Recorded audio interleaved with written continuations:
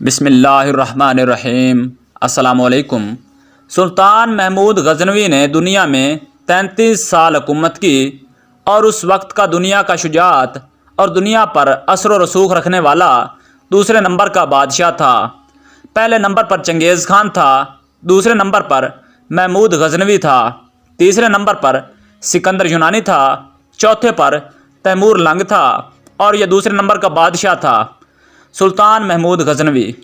410 ہجری میں سلطان محمود غزنوی کی وفات ہوئی اور دنیا پر 33 سال حکومت کی ہے۔ یہ واقعہ سچا اور انفرادی حیثیت رکھتا ہے کہ 1976 عیسوی میں شہر غزنوی میں زلزلہ آیا، جس سے سلطان محمود غزنوی کی قبر پھٹ گئی اور مزار بھی ٹوٹ پھوٹ کا شکار ہو گیا۔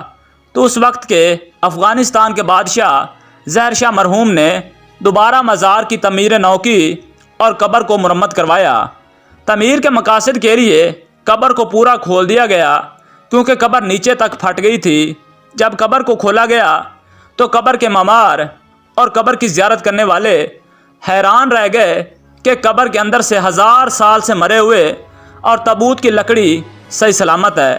سب لوگ حیران اور ورطہ حیرت کا شکار ہو گئے۔ تابوت صحیح سلامت 1000 سال گزرنے کے باوجود حکام نے تابوت کو کھولنے کا حکم دیا، تو جس آدمی نے کھولا تو پلٹ کر گرا اور بے ہوش ہو گیا۔ تو جب پیچھے لوگوں نے آگے بڑھ کر دیکھا تو وہ سلطان جو 33 سال حکومت کر کے مرا اور مرے ہوئے 1000 سال گزر چکے ہیں، وہ اپنے تابوت میں ایسے پڑا تھا جیسے کوئی ابھی اس کی میت کو رکھ کے گیا ہے، اور اس کا سیدھا ہاتھ سینے پر تھا، الٹا ہاتھ اور بازو جسم کے متوازی سیدھا تھا، اور ہاتھ ایسے نرم جیسے زندہ انسان کے ہوتے ہیں، اور 1000 سال مرے بیت چکے ہیں۔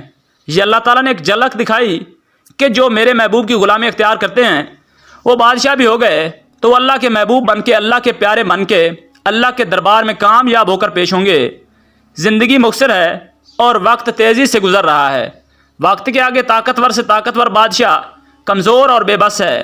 وقت کو کوئی نہیں روک سکتا، لیکن وقت پر جس شخص نے اللہ کی مخلوق کی بہتری بلائی اور اللہ کی خوشنودی کو مقدم رکھا، وہی شخص مرنے کے بعد بھی لا فانی ہے۔